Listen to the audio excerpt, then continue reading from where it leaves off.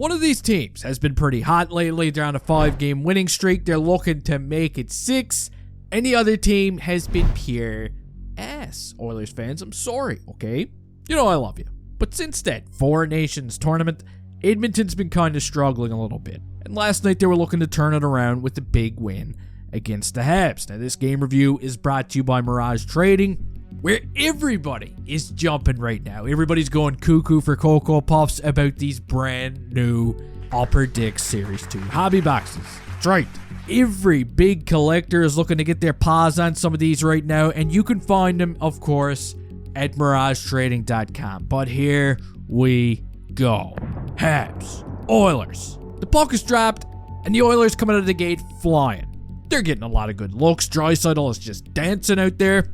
And eventually, after the Canadiens have one of their famous little meltdowns, former Hab Corey Perry, who's like 89 years old right now, is going to sneak behind everyone and score one of the dirtiest backhanders you're ever going to see. That's his 14th goal of the season, and the Oilers got a 1-goal lead. Now, just a couple of minutes later, they're going to get a golden opportunity to run away with this thing.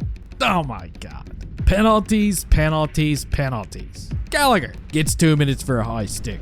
Carrier's going to get 2 minutes for a high stick. Hyman's confused because nobody else can see the pool of blood that he believes he's covered in. He keeps telling everyone he's going to bleed out.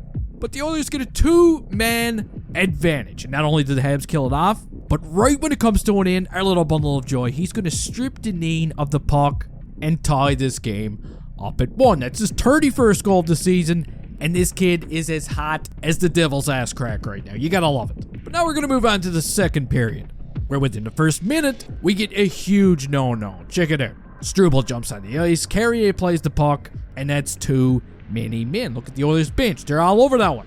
On the following power play, Leon Draisaitl's going to make him pay. He's going to snipe one past Samuel Montembeault to give the Oilers a 2-1 lead, which puts the Canadiens in a shitty situation once again. Now, you do got to give the Canadiens some credit because they just won't go away. They won't go down without a fight. And right around the midway mark in this period, watch this pass from Lane Hudson.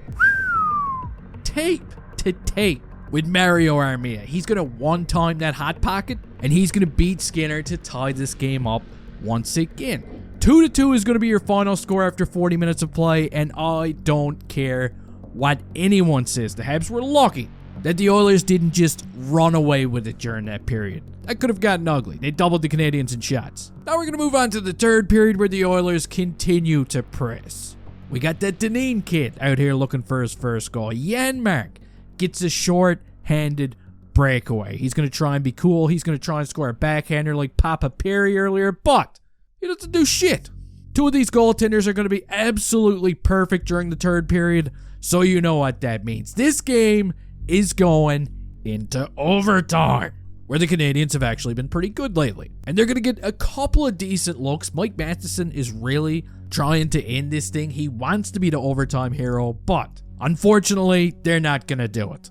The 5-game winning streak is about to be snapped. Compliments of Evan Bouchard and the Edmonton Oilers. It's a 3-2 victory. Now, I know, it sucks to lose, especially when you're living on the East Coast and you got to stay up really late to even watch this thing to begin with.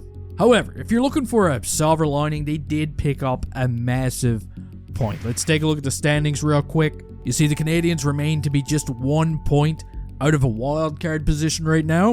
And I gotta say, I'm pretty proud of them. I feel like a proud dad. These guys are doing much better than I expected this season. Their next game is going to be against the Calgary Flames on Saturday night. You don't want to miss it. But the big question is, will some of these faces be missing? Maybe there's going to be a new face. Not you, Pez. Settle down. I'm talking about that legitimate second-line centerman that everybody seems to be hoping for. However, not to be a buzzkill, but I am expecting somewhat of a quiet trade deadline.